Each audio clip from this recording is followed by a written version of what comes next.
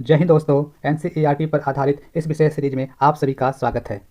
कक्षा 6 के इतिहास का पहला अध्याय है क्या, कब, कहाँ और कैसे। आइए शुरू करते हैं आज के पहला प्रश्न से। प्राचीन काल में आम लोग किस भाषा का प्रयोग करते थे? ऑप्शन है पाली, संस्कृत, अरबी, प्राकृत। इसका सही उत्तर है प्राकृत। अगला सवाल है जो नदी बड़ी नदी में मिल जाती है उसे क्या कहते हैं? ऑप्शन है सहायक नदी, मौसमी नदी, उपनदी, छोटी नदी। इसका सही उत्तर है सहायक नदी। अगला सवाल है सिंधु की सहायक नदी कौन सी है? ऑप्शन है ब्यास, सतलज, रावी, उपर्युक्त में से सभी। इसका सही उत्तर है उपर्युक्त में से सभी। अगला सवाल है किसके शासनकाल में सबसे ज़्यादा संख्या में अभिलेख लिखे गए? ऑप्शन है चंद्रगुप्त मौर्य, कनिष्क, अशोक, बिंदुसार। इसका सही उत्तर है अशोक। अगला सवाल है लगभग 8000 वर्ष पूर्व सुलेमान तथा किर्थर क्षेत्र के लोग किस पशुओं को पालतू बनाया? ऑप्शन है भेड़, बकरी, गाय, बैल, सभी। इसका सही उत्तर है सभी। लगभग 8000 वर्ष पूर्व सुलेमान तथा किर्थर क्षेत्र के लोगों ने भेड़, बकरी और गाय, बैल जैसे पशु को पालतू बनाना शुरू किया था। अगला सवाल है गंगा के दक्षिण में फैला गंगा तथा इसकी सहायक नदी सोन के आसपास का क्षेत्र प्राचीन काल में किस नाम से जाना जाता था? ऑप्शन है मालाबार, मगध, कोंकण, इनमें से कोई नहीं। इसका सही उत्तर है मगध। गंगा के दक्षिण में गंगा तथा सोन के आसपास का क्षेत्र मगध वर्तमान बिहार में नाम से जाना जाता था तथा इसके शासक बहुत ही शक्तिशाली थे। अगला सवाल है भरत नाम का प्रयोग कहाँ रहने वाले लोगों के एक समूह के लिए किया जाता था? ऑप्शन है उत्तर पूर्व, उत्तर पश्चिम, दक्षिण मध्य, दक्षिण पूर्व। इसका सही उत्तर है उत्तर पश्चिम। भरत नाम का प्रयोग उत्तर पश्चिम में रहने वाले लोगों के एक समूह के लिए किया जाता था। इस समूह का उल्लेख ऋग्वेद में मिलती है। अगला सवाल है ऋग्वेद की भाषा क्या थी? ऑप्शन है प्राकृत, पाली, संस्कृत, इनमें से कोई नहीं। इसका सही उत्तर है संस्कृत। अगला सवाल है दक्षिण एशिया उपमहाद्वीप का एक देश कौन सा है? ऑप्शन है चीन, रूस, भारत, सभी। इसका सही उत्तर है भारत। दक्षिण एशिया में वर्तमान में भारत, पाकिस्तान, बांग्लादेश, नेपाल, भूटान और श्रीलंका शामिल है। दक्षिण एशिया एक महाद्वीप से छोटा है लेकिन विशालता तथा बाकी एशिया से समुद्रों, पहाड़ियों तथा पर्वतों से बटे होने के कारण इसे प्रायः उपमहाद्वीप कहा जाता है। अगला सवाल है प्रायः पांडुलिपि कहाँ प्राप्त होती है? ऑप्शन है मंदिरों तथा विहारों में, राजमहलों में, दुर्गों में, जंगलों में। इसका सही उत्तर है मंदिरों तथा विहारों में। प्राचीन काल में पांडुलिपि प्रायः मंदिरों और विहारों से प्राप्त होती थी। पांडुलिपि का अर्थ ऐसे पुस्तकों से है जो हाथ से लिखा गया हो। अंग्रेजी में पांडुलिपि को मैन्युस्क्रिप्ट कहा जाता है। मैन्युस्क्रिप्ट शब्द लैटिन शब्द मेनू, इसका अर्थ हाथ है, से निकलता है। अगला सवाल है अतीत में बनी और प्रयोग में लाई वस्तुओं का अध्ययन करने वाला व्यक्ति क्या कहलाता है? ऑप्शन है वैज्ञानिक, पुरातत्वविद, दार्शनिक, पुरातत्वविद या खोजी। इसका सही उत्तर है वैज्ञानिक, पुरातत्वविद। अगला सवाल है कृषि का आरंभ कितने वर्ष पूर्व माना जाता है? ऑप्शन है 8000 वर्ष पूर्व, 6000 वर्ष पूर्व, 4000 वर्ष पूर्व, 1000 वर्ष पूर्व। इसका सही उत्तर है 8000 वर्ष पूर्व। कृषि का आरंभ 8000 वर्ष पूर्व। सिंधु सभ्यता का प्रथम नगर की खोज 4700 वर्ष पूर्व। गंगा घाटी के नगर मगध का बड़ा राज्य का अस्तित्व 2500 वर्ष पूर्व। अगला सवाल है सिंधु सभ्यता की प्रथम नगर कितने वर्ष पूर्व खोजे गए? इसका ऑप्शन है 1500 वर्ष पूर्व, 4700 वर्ष पूर्व, 2500 वर्ष पूर्व, 3500 वर्ष पूर्व। इसका सही उत्तर है 4700 वर्ष पूर्व। अगला सवाल इंडिका शब्द किस शब्द से निकलता है? इसका ऑप्शन है इंडस, भरत, भारत, जम्बूद्वीप। इसका सही उत्तर है इंडस। अपने देश के लिए प्रायः इंडिया तथा भारत जैसे नामों का प्रयोग करते हैं। इंडिया शब्द इंडस से निकलता है जिसे संस्कृत में सिंधु कहा जाता है। लगभग 250 वर्ष पूर्व उत्तर पश्चिम की ओर से आने वाले ईरानी तथा यूनानियों ने सिंधु को हिंदोस अथवा इंदोस नाम से संबोधित किया तथा इस नदी के पूर्व में स्थित भूमि प्रदेश को इंडिया कहा। अगला सवाल अतीत में उपमहाद्वीप के लोग यात्राएं क्यों करते थे? इसका ऑप्शन है काम का तलाश में, प्राकृतिक आपदाओं के कारण, व्यापार के कारण, उपयुक्त में से सभी। इसका सही उत्तर है उपरोक्त में से सभी। अगला सवाल है प्राकृत भाषा का प्रयोग कौन करते थे? इसका ऑप्शन है आम लोग, अधिकारी लोग, सैनिक लोग, लेखक वर्ग। इसका सही उत्तर है आम लोग। अगला सवाल है पांडुलिपियां किस पेड़ की छाल से बनाई जाती थी? ऑप्शन है ताड़, केला, भुर्ज, ताड़ एवं भुर्ज। इसका सही उत्तर है ताड़ एवं भुर्ज। पांडुलिपियां प्रायः ताड़ पत्रों अथवा हिमालय क्षेत्र में उगने वाले भुर्ज नामक पेड़ की छाल की विशेष तरीके से तैयार भोजपत्र पर लिखी मिलती है। अगला सवाल वर्ष की गणना किसकी जन्मतिथि से की जाती है? इसका ऑप्शन है कनिष्क, महात्मा बुद्ध, मोहम्मद पैगंबर, ईसा मसीह। इसका सही उत्तर है ईसा मसीह। वर्ष की गणना ईसाई धर्म के प्रवर्तक ईसा मसीह के जन्म से तिथि से की जाती है। BCE बिफोर कॉमन एरा मतलब ईसा पूर्व, इसको बिफोर क्राइस्ट भी कहते हैं। AD एनो डोमिनी, इसका तात्पर्य ईसा मसीह के जन्म के वर्ष से है। अगला सवाल, अशोक का कंधार से प्राप्त अभिलेख निम्नलिखित में से किस लिपियों में लिखा गया है? ऑप्शन है यूनानी और ब्राह्मी, यूनानी और अरमाइक, देवनागरी और तमिल, अरमाइक और ब्राह्मी।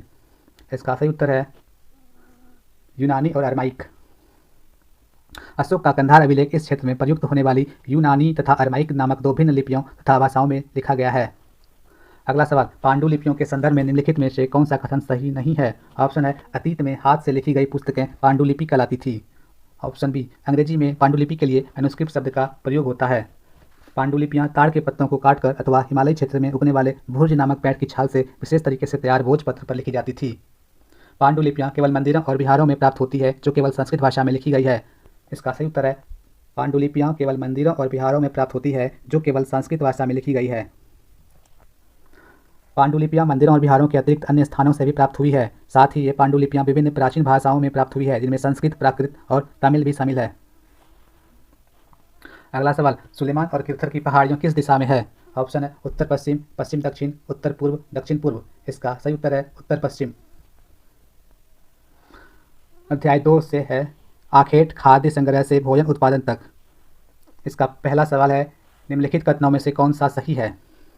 भीमबेटका नर्मदा घाट के पास स्थित है। सांची स्तूप चंबल नदी के घाट में स्थित है। पांडुलीना गुफा मंदिर नर्मदा के घाट में स्थित है।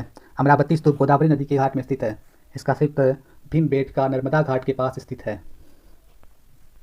भीमबेटका आधुनिक मध्य प्रदेश में स्थित है। इस पुरास्थल पर गुफाएं एवं कंदराएं मिलती है। यह गुफाएं नर्मदा घाटी के पास स्थित है।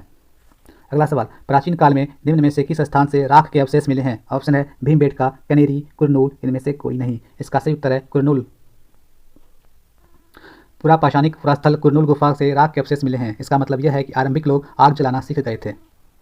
अगला सवाल, मानव इतिहास की लगभग 99% कहानी किस काल में घटित हुई है? ऑप्शन है नव पाषाण काल, पूरा पाषाण काल, मध्य पाषाण काल। इनमें से कोई नहीं। इसका सही उत्तर है पूरा पाषाण काल। अगला सवाल है पूरा पाषाण काल का समय क्या माना जाता है? ऑप्शन है 20 लाख साल से 12,000 साल पहले, या 12,000 साल पहले से 10,000 साल पहले, या 10,000 साल पहले 8,000 साल पहले। इसका सही उत्तर है 20 लाख साल पहले से 12,000 साल पहले। आरंभ काल को पुरातत्वविदों ने पूरा पाषाण काल नाम दिया है। यह दो शब्द पूरा यानी प्राचीन और पाषाण यानी पत्थर से बने हैं तथा यह नाम पुरास्थलों से प्राप्त पत्थर के औजारों के महत्व को बताता है। पूरा पाषाण काल 20 लाख साल पहले से 12,000 साल पहले के दौरान माना जाता है। अगला सवाल है जिस काल में हमें पर्यावरण में बदलाव मिलते हैं उसे क्या कहते हैं? ऑप्शन है मध्य पाषाण काल, उत्तर पाषाण काल, आरंभिक पाषाण काल। इनमें से कोई नहीं। इसका सही उत्तर है पूरा पाषाण काल को 3 भागों में विभाजित किया गया है। आरंभिक, मध्य एवं उत्तर पाषाण काल। जिस काल में हमें पर्यावरण में बदलाव मिलते हैं उसे मेसोलिथ यानी मध्य पाषाण काल कहते हैं। अगला सवाल, निम्नलिखित पुरास्थलों में से किस स्थान से मनुष्य के आखेटक खाद्य संग्राहक होने के प्रमाण नहीं मिले हैं? ऑप्शन है भीमबेटका, हुंसगी, कुरनूल गुफाएं, चिरांद। इसका सही उत्तर है चिरांद। भीमबेटका, हुंसगी और कुरनूल की गुफाओं से मनुष्य के आखेटक व संग्राहक होने के प्रमाण मिले हैं। ये तीनों पूरा पाषाणिक पुरास्थल है जबकि चिरांद नवपाषाणिक पुरास्थल है। भीमबेटका नर्मदा नदी के किनारे तथा हुंसगी और कुरनूल गुफाएं तुंगभद्रा नदी के किनारे स्थित है। अगला सवाल, निम्नलिखित पुरास्थलों में से कौन से नवपाषाणिक पुरास्थल है? ऑप्शन है मेहरगढ़, चिरांद, महागढ़ा। नीचे दिए गए कूट का प्रयोग करके सही उत्तर चुनिए। ऑप्शन है केवल 1, केवल 2, केवल 1 और 2, सभी। इसका सही उत्तर है डी, सभी।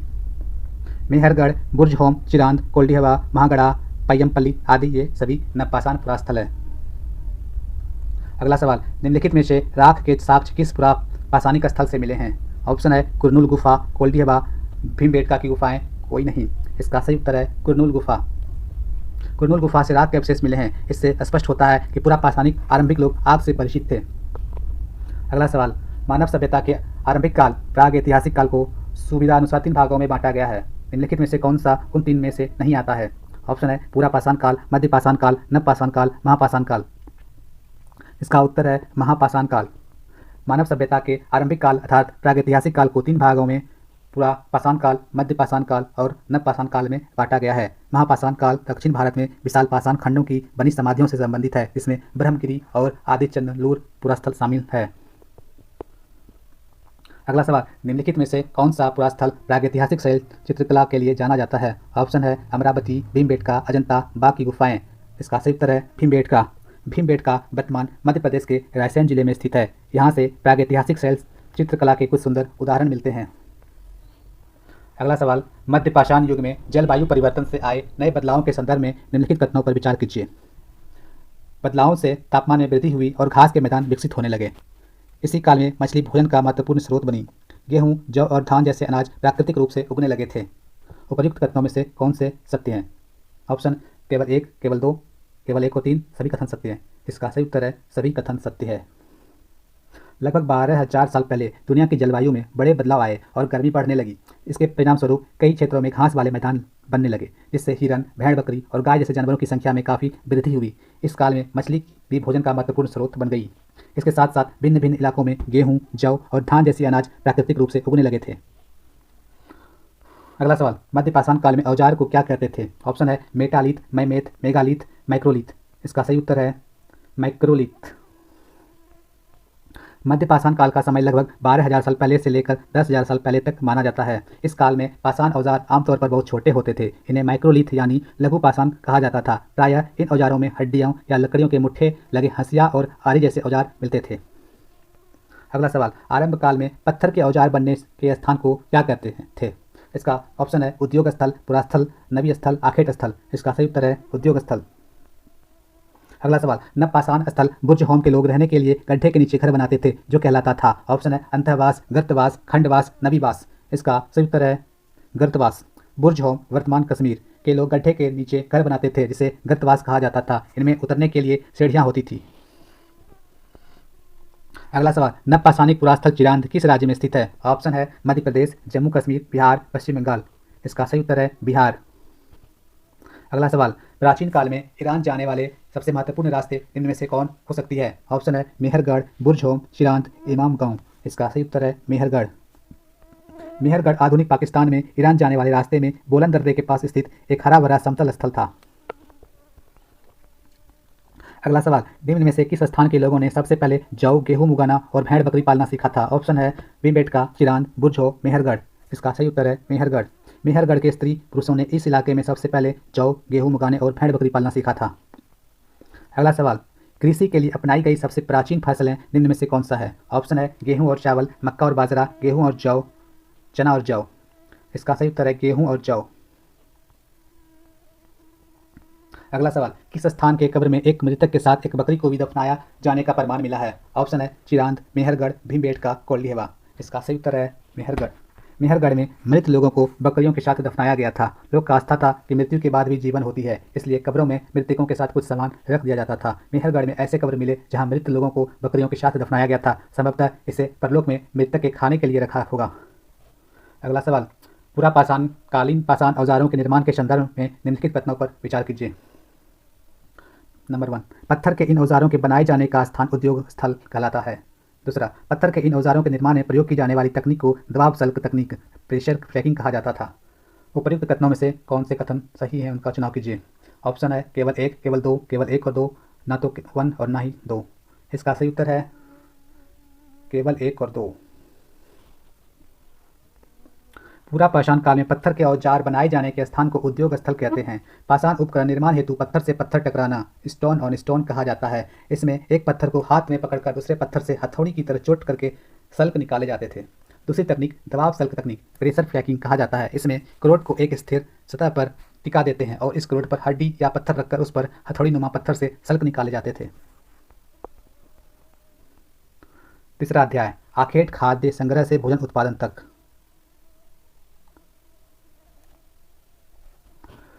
पहला सवाल है, भारतीय उपमहाद्वीप में कई आरंभिक नगर खोजे गए। सबसे पहले खोजा गया नगर निम्नलिखित में से कौन सा है? ऑप्शन है मोहनजोदड़ो, हड़प्पा, लोथल, राखीगढ़ी। इसका सही उत्तर है हड़प्पा।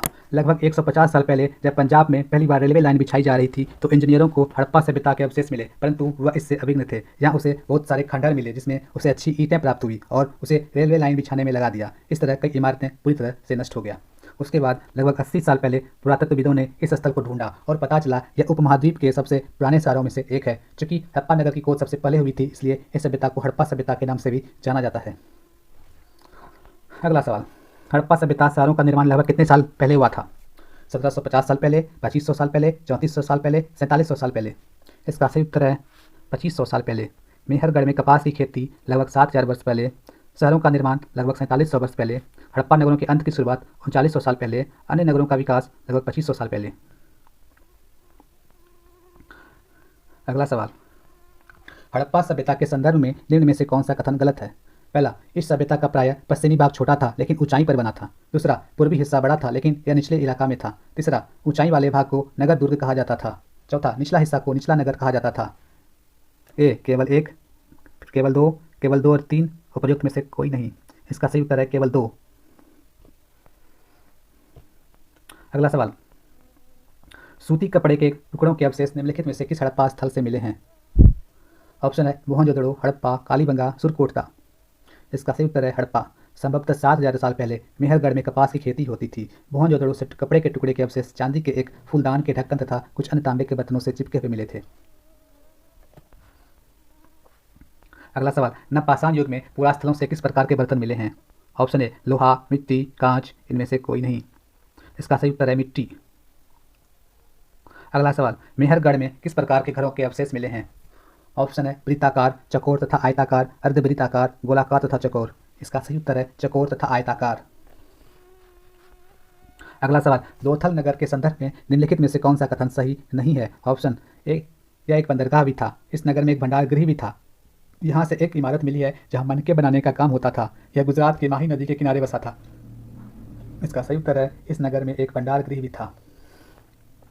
लोथल गुजरात की खाड़ी में मिलने वाली साबरमती नदी की एक उपनदी भोगवा नदी के तट पर अवस्थित है, न कि माही नदी के किनारे। यहाँ एक बंदरगाह था जो समुद्र के रास्ते आने वाले जहाज़ों के रुकने के लिए तालाब बना था। इस तालाब से जहाज़ों पर माल चढ़ाया उतारा जाता था। यहाँ एक भंडार गृह भी था।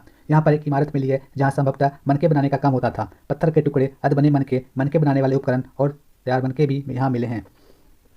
अगला सवाल, हड़प्पा में मिट्टी के बर्तनों पर सामान्यतः किस रंग का उपयोग हुआ था? ऑप्शन है लाल, काला, हरा, सुनहरा। इसका सही उत्तर है काला। हड़प्पा सभ्यता के लोग काले रंग से डिजाइन किए हुए खूबसूरत लाल मिट्टी के बर्तन बनाते थे। इन बर्तनों के ऊपरी हिस्सों में लाल रंग की पुताई कर दी जाती थी तथा निचले हिस्से में काले रंग से विभिन्न प्रकार की चित्रकारी की जाती थी। अगला सवाल, हड़प्पा कालीन नगर दो भागों में विभक्त थे, परंतु इनमें से एक नगर 3 भागों में बांटा था। वह नगर निम्नलिखित में से कौन सा था? ऑप्शन है रंगपुर, धौलावीरा, रोपड़, बनावली। इसका सही उत्तर है धौलावीरा। हड़प्पा सभ्यता की कई नगर 2 भागों में विभक्त है, वहीं धौलावीरा नगर 3 भागों में बांटा गया था। इसके हर हिस्से के चारों ओर पत्थर की ऊंची ऊंची दीवार बनाई गई थी। इसके अंदर जाने के लिए बड़े बड़े प्रवेश द्वार थे। इस नगर में खुला मैदान था जहाँ सार्वजनिक कार्यक्रम आयोजित किया जाता था। अगला सवाल, निम्नलिखित में से किस हड़प्पा स्थल से एक कढ़ाईदार वस्त्र पहने एक महत्वपूर्ण व्यक्ति की पत्थर से बनी मूर्ति प्राप्त हुई है? ऑप्शन है कालीबंगा, रंगपुर, राखीगढ़ी, मोहनजोदड़ो। इसका सही उत्तर है रंगपुर। अगला सवाल, हड़प्पा से प्राप्त पाट और मनकों के संदर्भ में निम्नलिखित कथनों पर विचार कीजिए। ऑप्शन है बांटों को बनाने के लिए सामान्यतः चूना पत्थर का प्रयोग किया जाता था। मनकों के निर्माण में कार्नेलियन पत्थरों का प्रयोग किया जाता था। उपर्युक्त में से कौन से कथन सही हैं? ऑप्शन है केवल एक, केवल दो, एक और दो, दोनों में से कोई नहीं। इसका सही उत्तर है केवल दो। मनकों के निर्माण में कार्नेलियन पत्थरों का प्रयोग हुआ था। हड़प्पा सभ्यता में बांटों को चट्ट पत्थर से बनाया गया था। इन्हें शायद बहुमूल्य पत्थर और धातुओं को तौलने के लिए बनाया गया होगा। मनके को कार्नेलियन पत्थर से बनाया गया था। पत्थरों को काट और तारस कर मनके बनाए गए थे। इसके बीच छेद किए गए थे ताकि धागा डालकर माला बनाया जा सके। अगला सवाल, हड़प्पा सभ्यता से प्राप्त नगरों के संदर्भ में निम्नलिखित कथनों पर विचार कीजिए। पहला, कालीबंगा और लोथल से अग्निकुंड मिले हैं। हड़प्पा, मोहनजोदड़ो और लोथल से बड़े बड़े भंडारगृह मिले हैं। उपर्युक्त कथनों में से कौन सा कथन सही है? केवल एक, केवल दो, एक और दो, दोनों। उपर्युक्त में से कोई नहीं। इसका सही उत्तर है केवल दो। हड़प्पा, मोहनजोदड़ो और लोथल से बड़े बड़े भंडारगृह मिले हैं। कालीबंगा और लोथल जैसे अन्य नगरों में अग्निकुंड मिले हैं जहां संभवतः यज्ञ किए जाते होंगे। हड़प्पा, मोहनजोदड़ो और लोथल कुछ नगरों में बड़े बड़े भंडारगृह मिले हैं। अगला सवाल, हड़प्पा सभ्यता की जानकारी का प्रमुख स्रोत है। ऑप्शन है शिलालेख, पकी मिट्टी की मुहर पर अंकित लेख, पुरातात्विक खुदाई। उपर्युक्त में से सभी। इसका सही उत्तर है पकी मिट्टी की मुहर पर अंकित लेख। हड़प्पा सभ्यता की लिपि भाव चित्रात्मक था। इसमें पढ़ा नहीं जा सकता था, अतः सभ्यता से संबंधित अनेकों पुरातत्वों से प्राप्त पुरावशेष की हड़प्पा सभ्यता संस्कृति के विशिष्ट तत्वों पर प्रकाश डालती है। अगला सवाल, भारत में चांदी की उपलब्धता के प्राचीनतम साक्ष्य कहाँ से मिले हैं? ऑप्शन है हड़प्पा सभ्यता, वैदिक संहिताओं से, पश्चिम भारत की ताम्रपाषाण संस्कृति से। उपर्युक्त में से कोई नहीं। इसका सही उत्तर है वैदिक संहिताओं से। अगला सवाल, सिंधु घाटी सभ्यता के संदर्भ में निम्नलिखित में से कौन सा मिलान गलत है? ऑप्शन है हड़प्पा के लोग तांबे का आयात उत्तर प्रदेश से करते थे। टीन का आयात आधुनिक ईरान और अफगानिस्तान से किया जाता था। सोने का आयात कर्नाटक से किया जाता था। बहुमूल्य पत्थर का आयात गुजरात, ईरान और अफगानिस्तान से किया जाता था।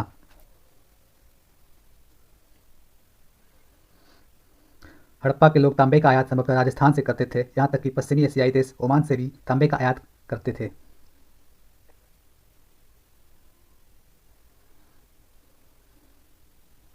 ये ऑप्शन गलत है। अगला सवाल, हड़प्पा सभ्यता में कच्छ के इलाके में खदीर बेट के किनारे निम्नलिखित में से कौन सा नगर बसा था?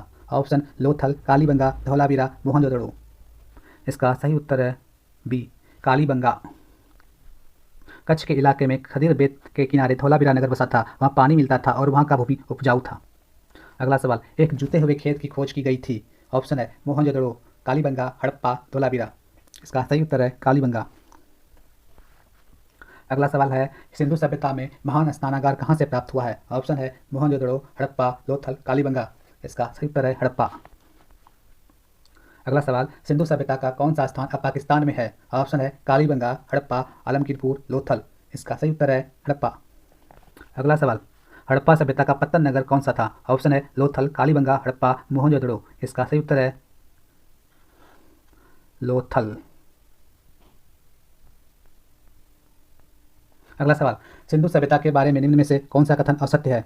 ऑप्शन है नगरों में नालियों को सुदृढ़ व्यवस्था थी। व्यापार और वाणिज्य उन्नत दशा में था। हड़प्पा के लोग गाय, भेड़, भैंस, बकरी पालते थे। यहाँ के लोग लोहे से परिचित थे।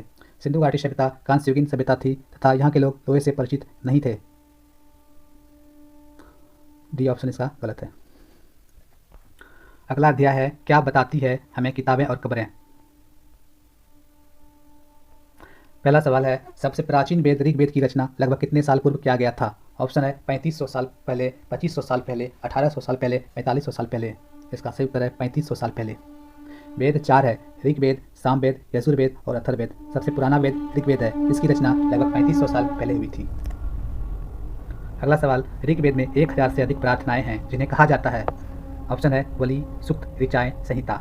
इसका सही उत्तर है सुक्त। ऋग्वेद में 1000 से ज़्यादा प्रार्थनाएं हैं जिन्हें सुक्त कहा गया है। सुक्त का मतलब है अच्छी तरह से बोला गया। ये विभिन्न देवी देवताओं को यह स्तुति में रचे गए हैं। अगला सवाल है, ऋग्वेद के संदर्भ में निम्न कथनों पर विचार करें। ऑप्शन है ऋग्वेद की सभी रचना पुरुषों द्वारा की गई थी। ऋग्वेद की भाषा पाक संस्कृत या वैदिक संस्कृत कहलाती है। ऋग्वेद का उच्चारण किया जाता था, न कि पढ़ा जाता था। उपयुक्त कथनों में से कौन से कथन सत्य हैं? केवल 1, केवल 2, केवल 2 और 3 सभी कथन सत्य हैं। इसका सही उत्तर है सी, केवल 2 और 3। ऋग्वेद की भाषा प्राक संस्कृत या वैदिक संस्कृत कहलाती है। ऋग्वेद का उच्चारण किया जाता था, न कि पढ़ा जाता था। वैदिक प्रार्थनाएं की रचना ऋषियों ने की थी। अधिकांश सूक्तों की रचयिता सीखने और सिखाने वाले पुरुष थे। कुछ प्रार्थनाएं की रचना महिलाओं ने भी की थी। ऋग्वेद की भाषा प्राक संस्कृत या वैदिक संस्कृत कहलाती है। ऋग्वेद का उच्चारण किया जाता था, न कि पढ़ा जाता था। अगला सवाल, ऋग्वेद में निम्न में से किस नदी का उल्लेख सिर्फ एक बार हुआ है? ऑप्शन है सिंधु और सरस्वती, गंगा और यमुना, व्यास और सिंधु, यमुना और सरस्वती। इसका सही उत्तर है गंगा और यमुना। ऋग्वेद में प्रार्थनाओं में अन्य दूसरी नदियों खासकर सरस्वती, सिंधु और उसकी सहायक नदियों का जिक्र है। गंगा और यमुना का जिक्र सिर्फ एक बार किया गया है। ऋग्वेद में सबसे अधिक बार जिक्र सिंधु नदी का किया गया है तथा सबसे पवित्र नदी सरस्वती नदी को माना गया है। अगला सवाल, आर्य लोग अपने विरोधियों को सामान्यतः क्या कहते थे? ऑप्शन है वीस, खुर्द, दस्यु, अरि। इसका सही उत्तर है दस्यु। आर्य लोग अपने विरोधियों को दास या दस्यु कहते थे। दस्यु वे लोग थे जो यज्ञ नहीं करते थे और शायद वह दूसरी भाषा बोलते थे। अगला सवाल, ऋग्वेद के संदर्भ में निम्न में से कौन सा कथन सत्य है? ऑप्शन, ऋग्वेद में मवेशियों, बच्चों और घोड़ों की प्राप्ति के लिए अनेक प्रार्थनाएं हैं। घोड़ों को लड़ाई में रथ खींचने का काम लाया जाता था। इन लड़ाई में मवेशी जीत कर लाए जाते थे। उपर्युक्त सभी कथन सत्य है। इसका सही उत्तर है उपर्युक्त सभी कथन सत्य है।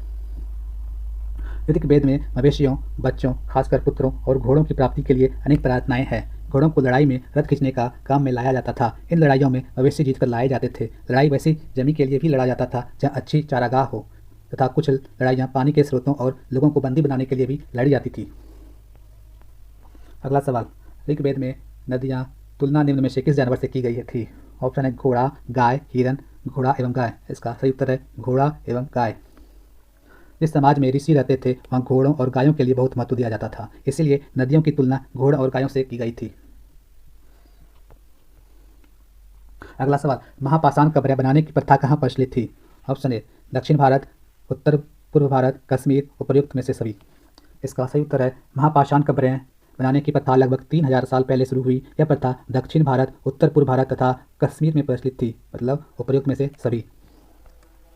अगला सवाल, निम्न में से कौन सा चिन्ह जमीन के नीचे की महापाषाणिक कब्रों को दर्शाती है? ऑप्शन है गोल सजाए हुए पत्थर, अकेला खड़ा हुआ पत्थर, पत्थर के चौकोर चबूतरे। नीचे दिए गए कूट का प्रयोग कर सही उत्तर का चुनाव करें। ऑप्शन है केवल एक, केवल दो, केवल एक और दो, एक, दो और तीन। इसका सही उत्तर है केवल एक और दो, गोल सजाए हुए पत्थर, अकेला खड़ा हुआ पत्थर। अगला सवाल है महापाषाणिक कब्रों के संदर्भ में निम्न में से कौन सा कथन सही नहीं है? ऑप्शन है महापाषाणिक कब्रों से प्राप्त चीजें दफनाए गए लोगों की सामाजिक स्थिति की भिन्नता को दर्शाती है। कुछ महापाषाणिक कब्रों से एक ही परिवार के लोगों के एक ही स्थान पर अलग अलग समय में दफनाया गया था। सामान्यतः मृतकों को खास किस्म के मिट्टी के बर्तनों के साथ दफनाया जाता था। कब्रों में दोबारा जाने के लिए एक रास्ता होता था जिसे डेथ होल कहा जाता था। इसका सही उत्तर है डी, कब्रों में दोबारा जाने के लिए एक रास्ता होता था जिसे डेथ होल कहा जाता था। कब्र के अंदर प्रवेश करने के लिए एक रास्ता होता था जिसे पोर्ट होल कहा जाता था। एक ही परिवार के लोगों को एक ही स्थान पर अलग अलग समय पर कब्र में दफनाने के लिए कब्र में एक रास्ता होता था जिसे पोर्ट होल कहा जाता था, जहां लोग आवश्यकता अनुसार शवों को दफनाने दोबारा आ सकते थे। अगला सवाल, चरक संहिता किससे संबंधित शास्त्र है? ऑप्शन है दर्शन, ऋग्वेद, विज्ञान, चिकित्सा। इसका सही उत्तर है चिकित्सा। लगभग 200 साल पहले चरक नाम के एक प्रसिद्ध चिकित्सक थे जिन्होंने चिकित्सा शास्त्र का चरक संहिता नामक किताब लिखी। अगला सवाल, सर्वाधिक ऋग्वैदिक सूक्त किस देवता को समर्पित है? ऑप्शन है विष्णु, अग्नि, इंद्र, रुद्र। इसका सही उत्तर है इंद्र। ऋग्वेद में इंद्र का वर्णन सर्वाधिक प्रतापी देवता के रूप में किया गया है जिसे 250 सूक्त समर्पित है। अगला सवाल, ऋग्वेद काल में जनता या पूरा समुदाय को क्या पुकारा जाता था? ऑप्शन है दस्यु या दास, जन या वीस, वैदिक, इनमें से कोई नहीं। इसका सही उत्तर है जन या वीस। जनता या पूरा समुदाय के जन या वीस दो शब्द का इस्तेमाल होता था। अगला सवाल, निम्नलिखित में से कौन सा मिलान गलत है?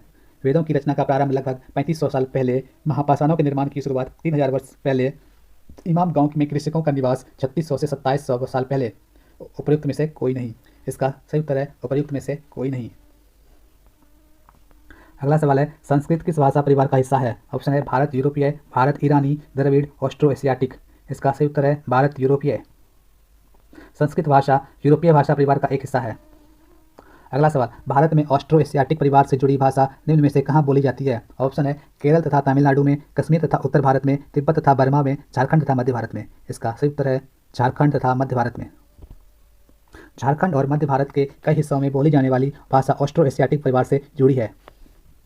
अगला सवाल, चरक ने अपनी पुस्तक चरक संहिता में मनुष्य के शरीर में कितनी हड्डी बताया है? ऑप्शन है 300, 360, 308, 250। इसका सही उत्तर है 360। चरक ने अपनी पुस्तक चरक संहिता में मनुष्य के शरीर में 360 हड्डियों का जिक्र किया है। यह आधुनिक रचना विज्ञान की 206 हड्डियों से काफ़ी ज़्यादा है। संभवतः चरक ने अपनी गिनती में दांत, अस्थियों के जोड़ और कार्टिलेज की संख्या को जोड़कर बताया होगा। 5वां अध्याय, राजा और एक प्राचीन गणराज्य। पहला सवाल, वर्ण व्यवस्था के अनुसार निम्न में से किन लोगों को वेदों का अध्ययन का अधिकार नहीं था? ऑप्शन है शूद्रों को, महिलाओं को, राजाओं को, ए या बी दोनों को। इसका सही उत्तर है डी, शूद्रों और महिलाओं को। वैदिक काल में पुरोहितों ने लोगों को 4 वर्णों में बांटा था, ब्राह्मण, क्षत्रिय, वैश्य एवं शूद्र। शूद्रों का काम अन्य तीनों वर्णों की सेवा करना था। इसे कोई अनुष्ठान करने का अधिकार नहीं था। प्रायः औरतों को भी सूर्य के समान माना गया था। महिलाओं तथा शूद्रों को वेदों के अध्ययन का अधिकार नहीं था। अगला सवाल, निम्नलिखित में से कौन से उत्तर वैदिक ग्रंथ नहीं है? ऑप्शन है ऋग्वेद, यजुर्वेद, अथर्ववेद, ब्राह्मण ग्रंथ। इसका सही उत्तर है ऋग्वेद। चारों वेदों में ऋग्वेद सबसे पुराना है। ऋग्वेद के काल को ऋग्वैदिक काल के नाम से जानते हैं। सामवेद, यजुर्वेद, अथर्ववेद, ब्राह्मण, उपनिषद तथा अन्य कई ग्रंथों में ऋग्वेद के बाद रचे होने के कारण इन्हें उत्तर वैदिक ग्रंथ कहा जाता है। अगला सवाल, मगध से होकर जाने वाली गंगा तथा सोन नदियों का महत्व निम्न में से किससे निहित है? ऑप्शन है जल वितरण, यातायात, जमीन को उपजाऊ बनाना, उपर्युक्त में से सभी। इसका सही उत्तर है उपर्युक्त में से सभी। मगध एक महत्वपूर्ण जनपद था। गंगा और सोन नदियों मगध से होकर बहती थी। ये यातायात, जल वितरण और जमीन को उपजाऊ बनाने के लिए बहुत महत्वपूर्ण थी। अगला सवाल, अजातशत्रु बज्जी संघ पर आक्रमण करना चाहता था। उसने उस विषय पर सलाह के लिए अपने एक मंत्री को बुद्ध के पास भेजा था। अजातशत्रु के उस मंत्री का नाम क्या था? ऑप्शन है प्रसेनजीत, वत्सकार, आनंद, वशिष्ठ। इसका सही उत्तर है वत्सकार। अजातशत्रु ने अपने मंत्री वत्सकार को बज्जी संघ पर आक्रमण के संदर्भ में सलाह लेने हेतु बुद्ध के पास भेजा था। अगला क्वेश्चन है दीर्घ निकाय निम्नलिखित में से क्या है? ऑप्शन है बौद्ध ग्रंथ, जैन ग्रंथ, उपनिषद, ब्राह्मण ग्रंथ। इसका सही उत्तर है बौद्ध ग्रंथ। दीर्घ निकाय एक प्रसिद्ध बौद्ध ग्रंथ है जिसमें बुद्ध के कई व्याख्यान दिए गए हैं। इन्हें लगभग 2300 वर्ष पूर्व लिखा गया था। अगला सवाल है, गणों या संघों पर निम्नलिखित में से किस शासक ने विजय प्राप्त की थी? ऑप्शन है मौर्य, सतवाहन, गुप्त, कुषाण।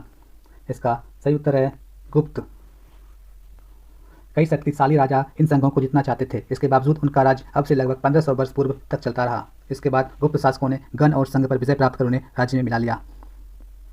अगला सवाल, गण या संघ के संदर्भ में निम्नलिखित कथनों पर विचार कीजिए। पहला, कई सदस्यों वाले समूह के लिए गण शब्द का प्रयोग किया जाता है। दूसरा, बुद्ध तथा महावीर दोनों ही गण या संघ से संबंधित थे। उपयुक्त कथनों में से कौन से कथन सही है? केवल एक, केवल दो, एक और दोनों, दोनों में से कोई नहीं। इसका सही उत्तर है एक और दो, दोनों। गण शब्द का प्रयोग कई सदस्यों वाले समूह के लिए किया जाता है। संघ शब्द का तात्पर्य संगठन या सभा से है। गण या संघ में एक से अधिक शासक होते थे, प्रत्येक व्यक्ति राजा कहलाता था। बुद्ध और महावीर दोनों ही गण या संघ से संबंधित थे। बौद्ध साहित्य में संघ के जीवन का बहुत ही सजीव वर्णन मिलता है। अगला प्रश्न, मगध के निकट ही बज्जी राज्य था। बज्जी की राजधानी निम्नलिखित में से कौन सी थी? ऑप्शन है राजगिरी, चंपा, मथुरा, वैशाली। इनमें से कोई नहीं। इसका सही उत्तर है वैशाली। मगध के निकट ही बज्जी राज्य था, जिसकी राजधानी वैशाली बिहार थी। यहाँ अलग किस्म की शासन व्यवस्था थी, जिसे गण या संघ कहते थे। मथुरा सुरसैन महाजनपद की, कौशाम्बी वत्स महाजनपद की और चंपा अंग महाजनपद की राजधानी थी। अगला सवाल, गांधार महाजनपद की राजधानी कहाँ थी? ऑप्शन सुक्तिमती, तक्षशिला, कौशाम्बी, मथुरा। इसका सही उत्तर है तक्षशिला। गांधार महाजनपद की राजधानी तक्षशिला थी। तक्षशिला प्रमुख व्यापारिक नगर होने के साथ साथ शिक्षा का भी प्रमुख केंद्र था। अगला सवाल, सिकंदर द्वारा अपने विश्व विजय अभियान के दौरान भारतीय उपमहाद्वीप में मगध की ओर कूच करने के लिए संदर्भ में निम्नलिखित कथनों पर विचार कीजिए। पहला, सिकंदर की सेना ने आगे बढ़ने से इनकार कर दिया। दूसरा, सिकंदर की सेना भारत के शासकों के पैदल, रथ और हाथियों की बड़ी बड़ी सेनाओं से भयभीत थी। उपयुक्त कथनों में से कौन से कथन सही हैं? केवल एक, केवल दो, एक और दो, दोनों। इनमें से कोई नहीं। इसका सही उत्तर है एक और दो, दोनों। सिकंदर की सेना ने आगे बढ़ने से इनकार कर दिया। सिकंदर की सेना भारत के शासकों के पैदल, रथ और हाथियों की बड़ी बड़ी सेनाओं से भयभीत थी। 2300 वर्ष पूर्व मैसिडोनिया का राजा सिकंदर विश्व विजय करना चाहता था। पूरी तरह सफल न होने पर भी वह मिस्र और पश्चिमी एशिया के कुछ राज्यों को जीतता हुआ भारतीय उपमहाद्वीप में ब्यास नदी के किनारे तक पहुंच गया। जब उसने मगध की ओर कूच करना चाहा तो उसके सिपाहियों ने इनकार कर दिया। वे इस बात से भयभीत थे कि भारत के शासकों के पास पैदल, रथ और हाथियों की बहुत बड़ी सेना थी। अगला सवाल, निम्न में से कौन सा नगर मगध की राजधानी कभी नहीं थी? ऑप्शन राजगिरी, पाटलिपुत्र, श्रावस्ती। नीचे दिए गए कूट का प्रयोग करके सही उत्तर का चयन कीजिए। केवल एक, केवल दो, केवल तीन। इनमें से कोई नहीं। इसका सही उत्तर है सी, केवल तीन, श्रावस्ती। बिहार में राजगिरी, आधुनिक राजगीर, कई सालों तक मगध की राजधानी बनी रही। बाद में पाटलिपुत्र, आज का पटना, को राजधानी बनाया गया, जबकि श्रावस्ती कौशल महाजनपद की राजधानी थी। अगला सवाल, निम्नलिखित में से कौन मगध का शासक नहीं रहा था? ऑप्शन परसेनजीत, महापद्मनंद, अजातशत्रु, बिंबिसार। इसका सही उत्तर है परसेनजीत। बिंबिसार, अजातशत्रु और महापद्मनंद मगध के महत्वपूर्ण राजा थे, जबकि परसेनजीत कौशल महाजनपद का राजा था।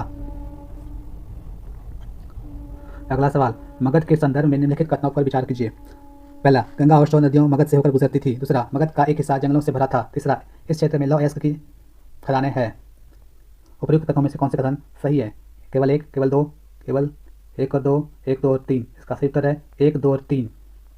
गंगा और सौ नदियां मगध से होकर गुजरती थी। मगध का एक हिस्सा जंगलों से भरा हुआ था। इस क्षेत्र में लौह अयस्क की खदानें हैं। लगभग 200 साल के भीतर मगध सबसे महत्वपूर्ण जनपद बन गया। गंगा और सौ नदियां मगध से होकर गुजरती है, अतः ये नदियां यातायात, जल वितरण और जमीन को उपजाऊ बनाने के लिए महत्वपूर्ण थी। मगध का एक हिस्सा जंगलों से भरा था। यहाँ से सोने के लिए हाथी, रथ, गाड़ियाँ और घरों के लिए लकड़ियाँ प्राप्त होती थी। इन क्षेत्रों में लौह अयस्क की खदानें हैं, जो मजबूत और औजार हथियार बनाने के लिए उपयोगी थे। अगला सवाल, महाजनपदों की कर प्रणाली के संदर्भ में निम्नलिखित कथनों पर विचार कीजिए। पहला, प्राय उपज का 1/3वां हिस्सा कर के रूप में निर्धारित किया जाता था, जिसे भाग कहा जाता था। दूसरा, कारीगरों को श्रम के रूप में कर का भुगतान करना होता था। कौन से कथन सही हैं? इसका ऑप्शन है 1, 2, 3। सभी कथन सत्य हैं। इसका सही उत्तर है केवल 2।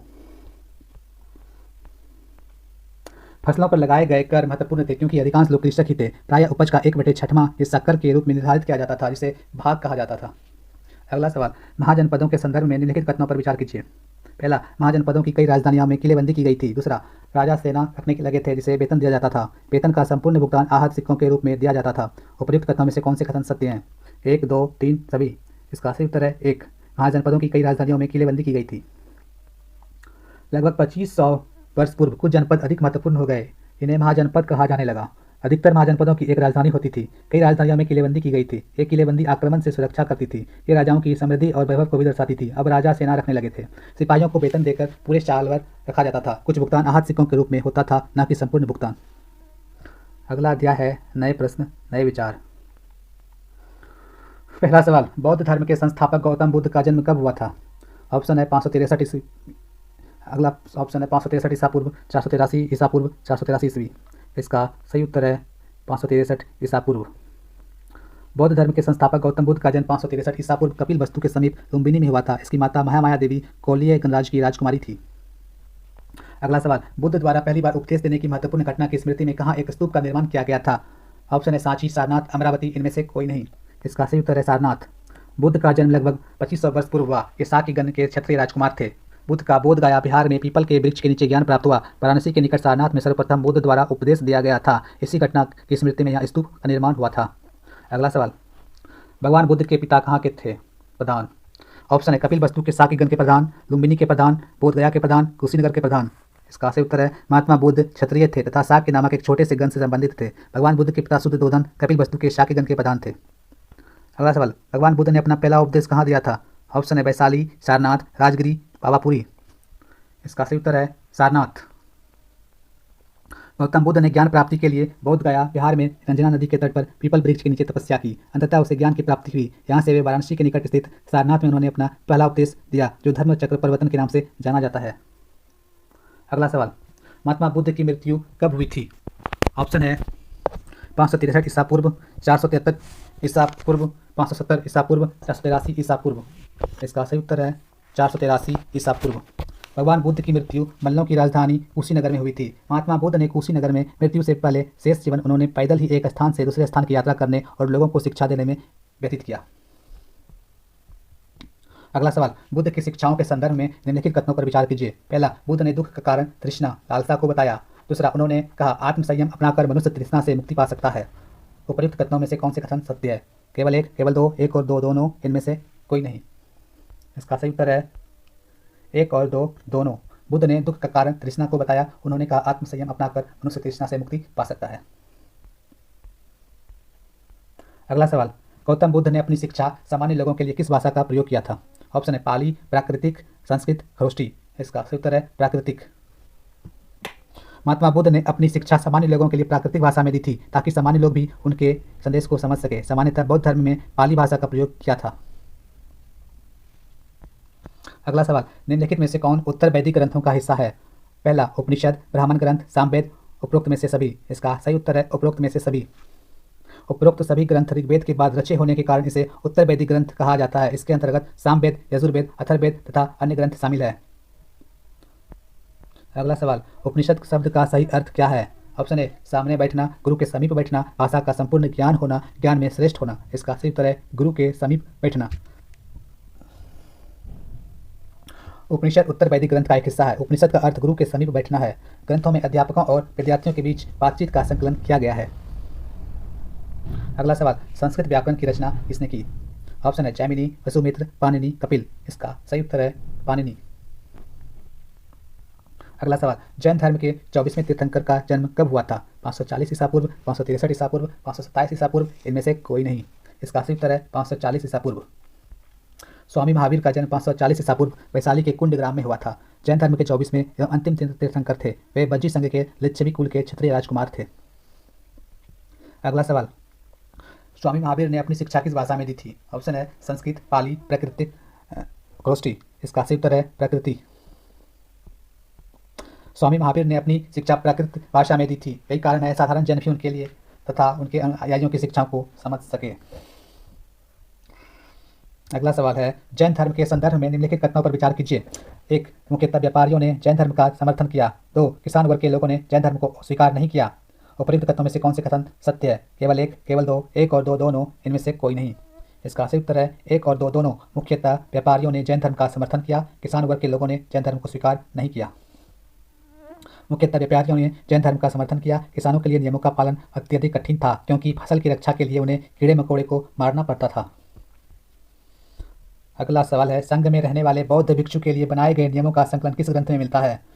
सूत पिटक, अभिधम्म पिटक, भगवती पिटक, विनय पिटक। इसका सही उत्तर है विनय पिटक। महावीर तथा बुद्ध दोनों का ही मानना था कि घर का त्याग करने पर ही सच्चे ज्ञान की प्राप्ति हो सकती है। ऐसे लोगों के लिए उन्होंने संघ नामक संगठन बनाया, जहां घर का त्याग करने वाले लोग एक साथ रह सके। संघ में रहने वाले बौद्ध भिक्षुओं के लिए बनाए गए नियम विनय पिटक नामक ग्रंथ में मिलता है। इसकी रचना उपाली ने की थी।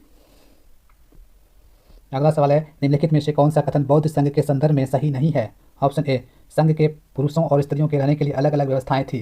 सभी व्यक्ति संघ में प्रवेश ले सकते थे। संघ में प्रवेश के लिए बच्चों को अपने माता पिता से अनुमति लेनी होती थी।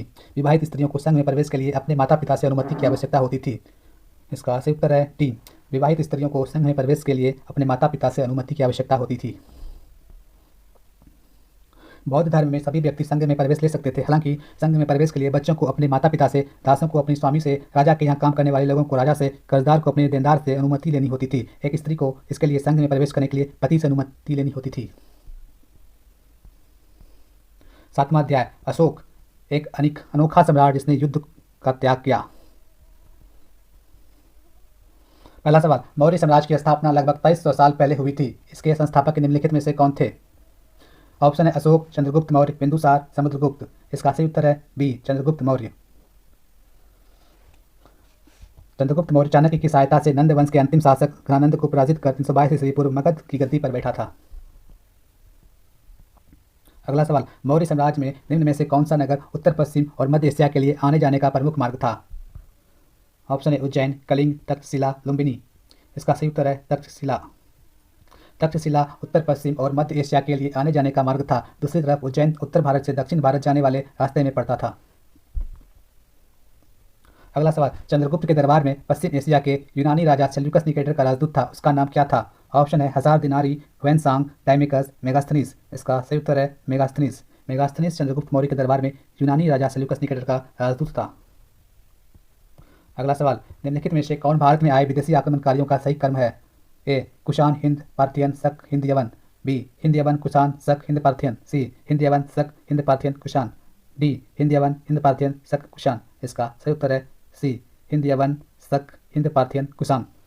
अगला सवाल, अशोक ने जगह जगह जाकर लोगों को शिक्षा देने के लिए अधिकारियों की नियुक्ति की। इन अधिकारियों को निम्नलिखित में से किस नाम से जाना जाता था? ऑप्शन है दुर्गपाल, धम्म महामात, आठविका महामात।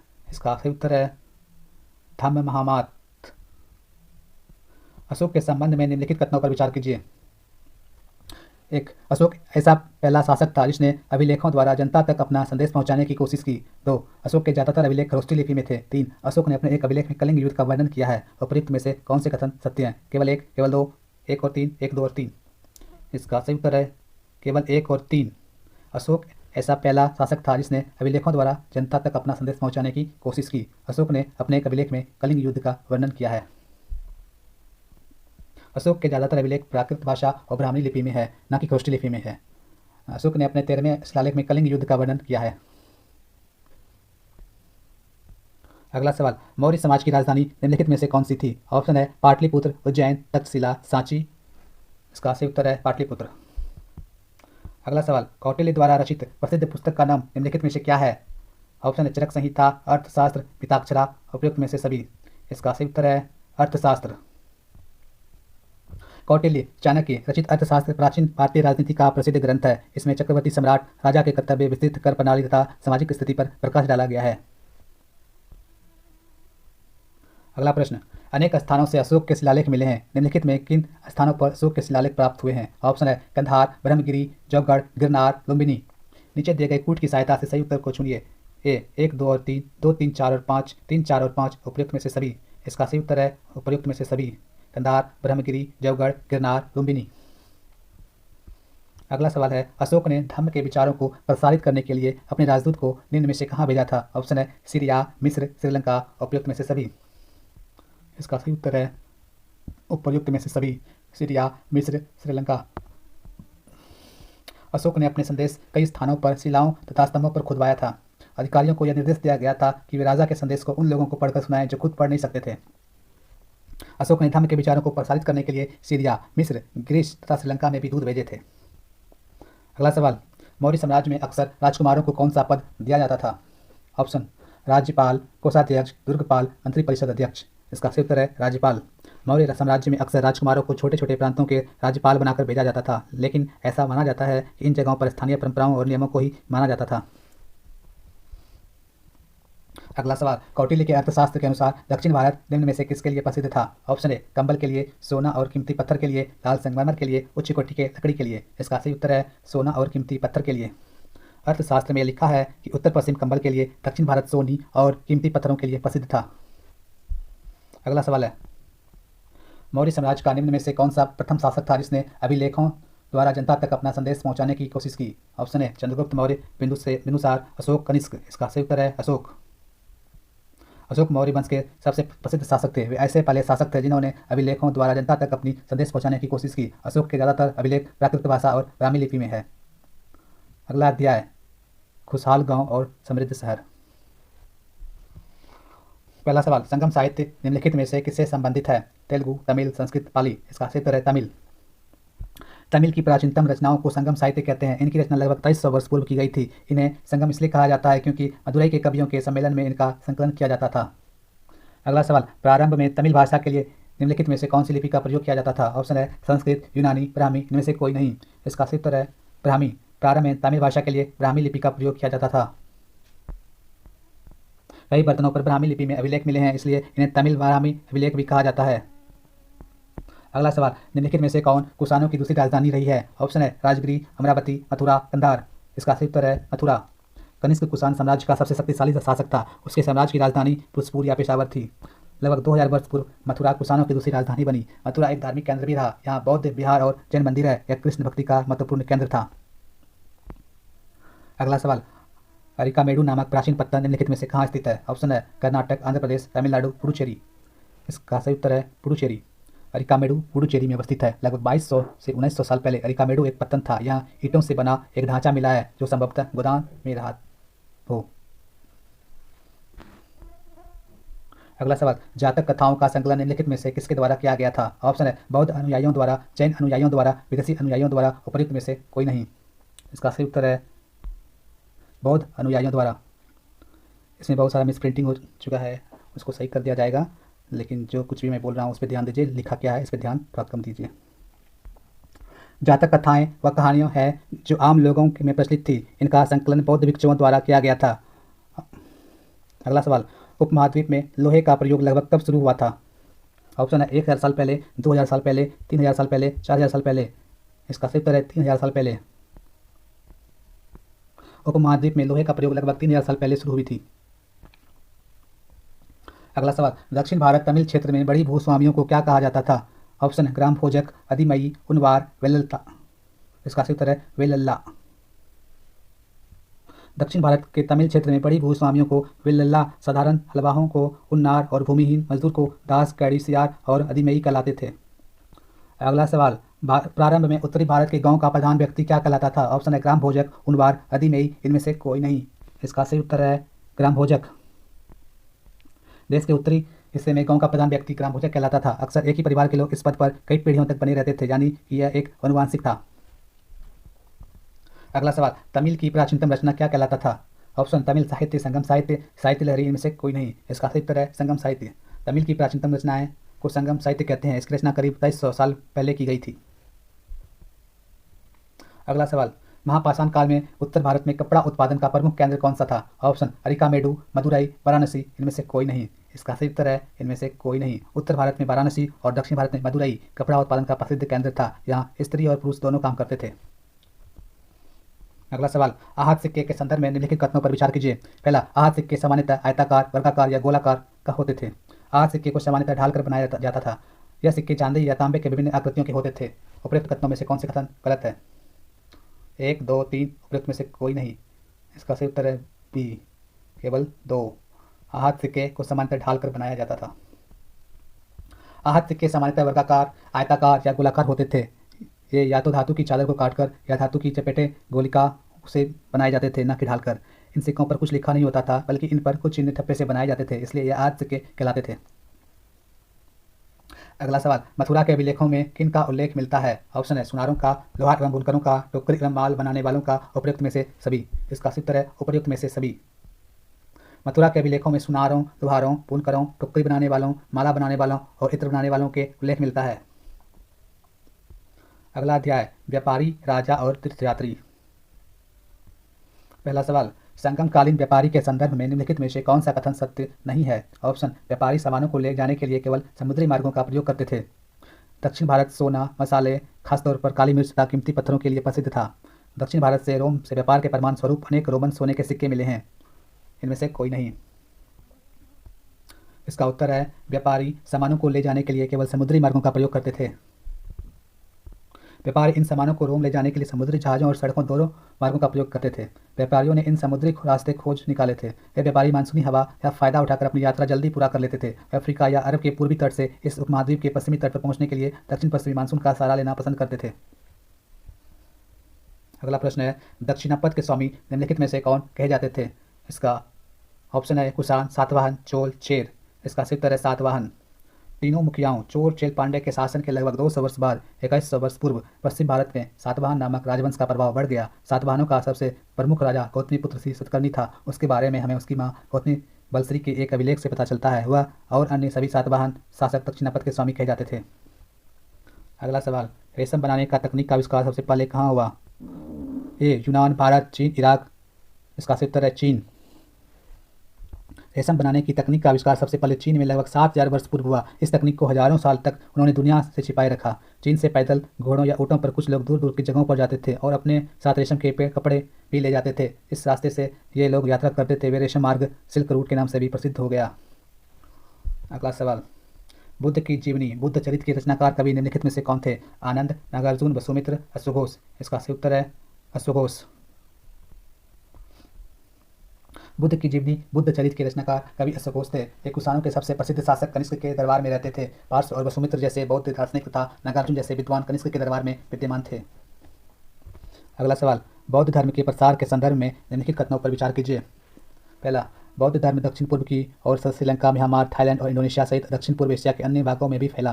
दूसरा, इन क्षेत्रों में थेरवाद नामक बौद्ध धर्म का आरंभिक रूप कहीं अधिक प्रचलित था। उपयुक्त कथनों में से कौन से कथन सही है? केवल एक, केवल दो, एक और दो, दोनों। इनमें से कोई नहीं। इसका सही उत्तर है एक और दो, दोनों सत्य है। बौद्ध धर्म दक्षिण पूर्व की ओर श्रीलंका, म्यांमार, थाईलैंड तथा इंडोनेशिया सहित दक्षिण पूर्व एशिया के अन्य भागों में भी फैला। इन क्षेत्रों में थेरवाद नामक बौद्ध धर्म का आरंभिक रूप कहीं अधिक प्रचलित था। अगला सवाल, भारत की यात्रा पर आए निम्नलिखित चीन बौद्ध तीर्थयात्रियों का कालक्रम के अनुसार सही क्रम चुनिए। ए इत्सिंग स्वांग, जिसे हैंसॉन्ग भी कहते हैं, फायान।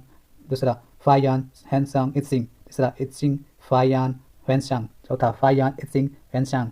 इसका सही कालक्रम है फायान वैनसांग इत्सिंग।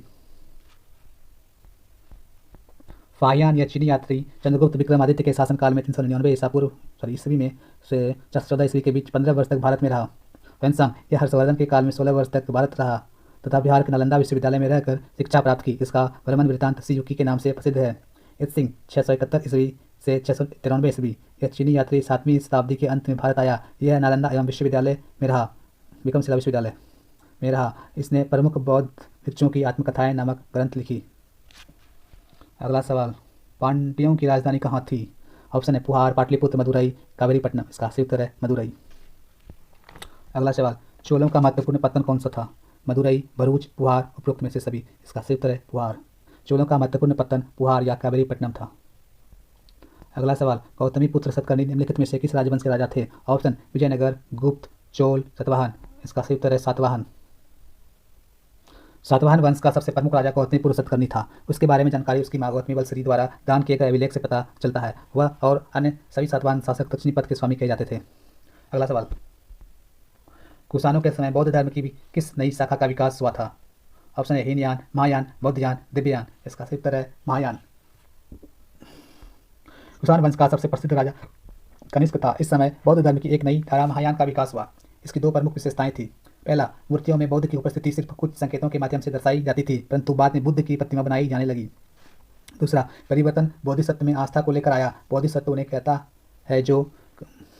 कहते हैं जो ज्ञान प्राप्ति के बाद एकांतवास करते हुए ध्यान साधना कर सकते थे, लेकिन ऐसा करने के बजाय वे लोगों को शिक्षा देने और मदद करने के लिए संसारी परिवेश में ही रहना ठीक समझने लगे।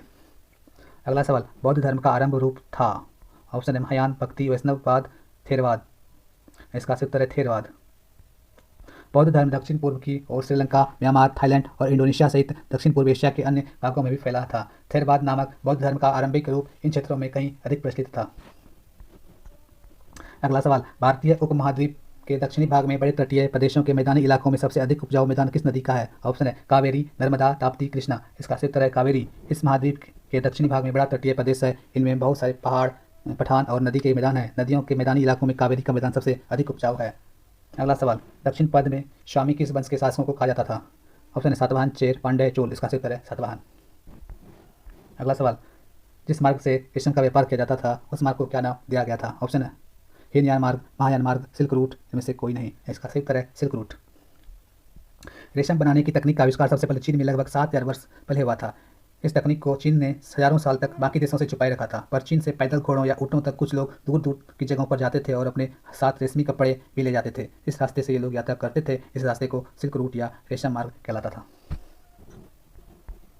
अगला सवाल, सिल्क रूट पर नियंत्रण रखने वाला शासकों में सबसे प्रसिद्ध कौन सा वंश है? ऑप्शन है पांड्य, चोर, कुषाण, सातवाहन। इसका सही उत्तर है कुषाण। सिल्क रूट पर नियंत्रण करने वाला शासकों में सबसे प्रसिद्ध कुषाण थे। करीब 2000 साल पहले मध्य एशिया तथा पश्चिमोत्तर भारत पर इनका शासन था। पेशावर तथा मथुरा इनके दो प्रमुख शक्तिशाली केंद्र थे। अगला सवाल, अब अशोक घोष इसने बुद्ध की जीवनी लिखी किसके दरबारी कवि थे? इसका ऑप्शन है चंद्रगुप्त, कनिष्क, अशोक, समुद्रगुप्त। आंसर है कनिष्क। बुद्ध की जीवनी, बुद्ध चरित्र की रचनाकार कवि अशोक घोष कनिष्क के दरबार में रहते थे। अगला सवाल, रोमन साम्राज्य में भारत के किस वस्तु की मांग सबसे अधिक थी? ऑप्शन है सोना, रेशमी वस्त्र, काली मिर्च, आहत सिक्के। इसका सही उत्तर है काली मिर्च। दक्षिण भारत सोना, मसाले, खासतौर पर काली मिर्च तथा कीमती पत्थरों के लिए प्रसिद्ध था। काली मिर्च की रोमन साम्राज्य में इतनी मांग थी कि इसे काले सोने के नाम से बुलाते थे। व्यापारी इन सामानों को समुद्री जहाजों और सड़कों के रास्ते रोम पहुंचाते थे। अगला सवाल, रेशम बनाने की तकनीक का आविष्कार कितने वर्ष पूर्व हुआ था? 1000 वर्ष पूर्व, 1200 वर्ष पूर्व, 3000 वर्ष पूर्व, 7000 वर्ष पूर्व। इसका सही उत्तर है 7000 वर्ष पूर्व। निम्न युग में से कौन सा मिलान गलत है? दक्षिण पथ के स्वामी, सतवाहन शासक, बोधिसत्व, हीनयान बौद्ध धर्म, मुगलेनदार, चोल, चेर, पांड्या, स्वांग, चीनी यात्री। बी गलत है। इसका सही मिलान है दक्षिण पथ के स्वामी, सातवाहन शासक, बोधिसत्व, महायान बौद्ध धर्म, मुबेंदार, चोल, चेर, पांड्या, स्वांग, चीनी यात्री, अशोक घोष, बुद्ध चरित्र। 10वां अध्याय, नए साम्राज्य और राज्य। पहला सवाल, अशोक के इलाहाबाद स्तंभ अभिलेख में निम्नलिखित में से किस शासक की प्रशस्ति लिखी गई है? ऑप्शन है समुद्रगुप्त, रामगुप्त, चंद्रगुप्त, महापदन नंद। इसका सही उत्तर है समुद्रगुप्त। समुद्रगुप्त के बारे में हमें इलाहाबाद में अशोक स्तंभ पर लिखे एक लंबे अभिलेख से पता चलता है। इसकी रचना समुद्रगुप्त ने दरबारी कवि हरिसेन द्वारा एक काव्य के रूप में की गई थी। यह एक विशेष किस्म का अभिलेख है जिसे प्रशस्ति कहा जाता है। यह एक संस्कृत शब्द है, इसका अर्थ प्रशंसा होती है। अगला सवाल, चालुक्यों की राजधानी निम्नलिखित में से कौन सी थी? ऑप्शन है महाबलीपुरम, मदुरई, ऐहोल, पाटलिपुत्र। इसका सही उत्तर है ऐहोल। चालुक्यों की पहली राजधानी ऐहोल थी, जो एक प्रमुख व्यापारिक केंद्र था। धीरे धीरे यह एक धार्मिक केंद्र भी बन गई, जहाँ कई मंदिर थे। चालुक्यों का राज्य कृष्णा और तुंगभद्रा नदियों के बीच स्थित था। पुलकेशिन प्रथम के दौरान चालुक्यों की राजधानी बादामी या बातापी स्थानांतरित की गई थी। अगला सवाल, अभिज्ञान शकुंतलम निम्नलिखित में से किसका प्रसिद्ध नाटक है? ऑप्शन है तुलसीदास, कालिदास, चाणक्य, बाणभट्ट। इसका सही उत्तर है कालिदास। कालिदास का सबसे प्रसिद्ध नाटक अभिज्ञान शकुंतलम दुष्यंत नामक एक राजा और शकुंतला नाम की एक युवती की एक प्रेम कहानी है। इस नाटक में एक गरीब मछुआरे के साथ राज कर्मचारियों के दुर्व्यवहार की बात की गई है। अगला सवाल, दक्षिण भारत के राज्यों की विभिन्न स्थानीय सभाओं के संदर्भ में निम्नलिखित में से कौन सा सुमेलित है? सभा, ब्राह्मण भूस्वामियों का संगठन, ऊर, ग्राम सभा, नगरम, शिल्पकारों का संगठन। नीचे दिए कूट का प्रयोग करके सही उत्तर चुनिए। केवल एक, केवल दो, एक और दो, दोनों, उपयुक्त में से कोई नहीं। इसका सही उत्तर है एक और दो, दोनों।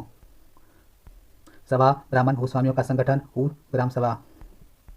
पल्लवों के अभिलेखों में कई स्थानीय सभाओं की चर्चा है। इनमें से एक था ब्राह्मण भूस्वामियों का संगठन, जिसे सभा कहते थे।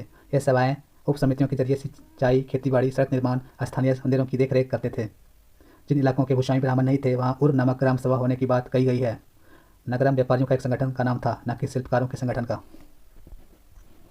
अगला सवाल, रवि कृति निम्नलिखित में से किसके दरबारी कवि थे? ऑप्शन है समुद्रगुप्त, पुलकेशिन द्वितीय, चंद्रगुप्त प्रथम, लक्ष्मण सेन। इसका सही उत्तर है पुलकेशिन द्वितीय। रवि कृति पुलकेशिन द्वितीय के दरबारी कवि थे। पुलकेशिन द्वितीय सबसे प्रसिद्ध चालुक्य राजा थे। उसके बारे में रवि कृति द्वारा रचित प्रशस्ति से पता चलता है। उसमें उसकी 4 पीढ़ियों के बारे में बताया गया है। अगला है हरिसेन निम्नलिखित में से किसका दरबारी कवि था? ऑप्शन है श्रीगुप्त, चंद्रगुप्त द्वितीय, चंद्रगुप्त प्रथम, समुद्रगुप्त। इसका सही उत्तर है समुद्रगुप्त। इलाहाबाद में स्थित एक अशोक स्तंभ से समुद्रगुप्त के बारे में विस्तृत जानकारी मिलती है। यह एक प्रशस्ति है जिसे हरिसेन ने एक लंबी कविता के रूप में लिखा है। हरिसेन समुद्रगुप्त के दरबार में रहने वाला कवि था। प्रशस्ति एक संस्कृत शब्द है जिसका अर्थ है किसी की प्रशंसा। उस जमाने में राजाओं की प्रशंसा में प्रशस्तियाँ लिखी जाती थी। अगला सवाल, कांचीपुरम निम्नलिखित में से किसकी राजधानी थी? सातवां है चेर, चालुक्य, पल्लव। इसका सही उत्तर है पल्लव। पल्लवों की राजधानी कांचीपुरम थी। पल्लवों का राज्य कांचीपुरम के आसपास के क्षेत्रों से लेकर कावेरी नदी के डेल्टा तक फैला था। अगला सवाल, नर्मदा नदी पर सम्राट हर्ष के दक्षिण की ओर बढ़ने का कोशिश को किसने रोका? Option A Pulakeshin one, Pulakeshin द्वितीय, विक्रमादित्य वन और विक्रमादित्य द्वितीय। इसका सही उत्तर है पुलकेशिन सेकंड। मगध और बंगाल को जीतकर हर्ष को पूर्व में जितनी सफलता मिली थी उतनी अन्य जगहों पर नहीं मिली। जब उसने नर्मदा नदी को पार कर दक्कन की ओर बढ़ने का प्रयास किया तब चालुक्य नरेश पुलकेशिन द्वितीय ने उसे रोक दिया। अगला सवाल, निम्नलिखित में से कौन हर्ष के काल में भारत आया था? ऑप्शन है वैनसांग, मेगास्थनीज, फाहियान, इनमें से सभी। इसका सही उत्तर है वैनसांग। चीनी तीर्थयात्री वैनसांग हर्ष के काल में भारत आया। वह काफ़ी समय के लिए हर्ष के दरबार में भी रहा। उसने वहाँ जो कुछ देखा उसका विस्तृत विवरण दिया है। अगला सवाल, बाणभट्ट निम्नलिखित में से किसके दरबारी कवि थे? ऑप्शन कुमारगुप्त, विष्णुगुप्त, हर्षवर्धन, स्कंदगुप्त। इसका सही उत्तर है हर्षवर्धन। बाणभट्ट हर्षवर्धन के दरबारी कवि थे। इन्होंने हर्षवर्धन की जीवनी हर्षचरित लिखी। इससे हर्ष के शासनकाल और वंशावली का पता चलता है। हर्ष ने लगभग 1400 वर्ष पूर्व शासन किया था। अगला सवाल, कालिदास निम्नलिखित में से किसके दरबार में थे? ऑप्शन है चंद्रगुप्त द्वितीय, चंद्रगुप्त प्रथम, समुद्रगुप्त, श्रीगुप्त। इसका सही उत्तर है चंद्रगुप्त द्वितीय। चंद्रगुप्त द्वितीय का दरबार विद्वानों से भरा रहता था। कवि कालिदास और खगोल शास्त्री आर्यभट्ट उसी के दरबार में थे। अगला सवाल, शक विजेता निम्नलिखित में से किसे कहा जाता है? ऑप्शन है चंद्रगुप्त द्वितीय, चंद्रगुप्त प्रथम, समुद्रगुप्त, श्रीगुप्त। इसका सही उत्तर है चंद्रगुप्त द्वितीय। चंद्रगुप्त द्वितीय को शक विजेता कहा जाता है। उसने पश्चिमी भारत में सैन्य अभियान करके अंतिम शक शासक रुद्र सिंह थर्ड को परास्त किया तथा ऐसा कहा जाता है कि उन्होंने शकों पर विजय के प्रतीक के रूप में विक्रम संवत की स्थापना की तथा विक्रमादित्य की उपाधि धारण की। अगला सवाल, प्रयाग प्रशस्ति का संबंध किस शासक से है? ऑप्शन है चंद्रगुप्त द्वितीय, चंद्रगुप्त प्रथम, समुद्रगुप्त, श्रीगुप्त। इसका सही उत्तर है समुद्रगुप्त। इलाहाबाद का अशोक स्तंभ अभिलेख समुद्रगुप्त के शासन के बारे में जानकारी देता है। इस पर समुद्रगुप्त के दरबारी कवि हरिसेन ने संस्कृत भाषा में प्रशासनात्मक वर्णन प्रस्तुत किया है। इसे ही प्रयाग प्रशस्ति या समुद्रगुप्त की प्रशस्ति कहा गया है। प्रशस्ति का अर्थ प्रशंसा होता है। इसमें उसकी विजयों का वर्णन होता है। अगला सवाल, परम भागवत उपाधि धारण करने वाला प्रथम गुप्त शासक था। ऑप्शन है समुद्रगुप्त, चंद्रगुप्त प्रथम, चंद्रगुप्त द्वितीय, रामगुप्त। इसका सही उत्तर है चंद्रगुप्त द्वितीय। अगला सवाल, पृथ्वी प्रथम वीर उपाधि थी?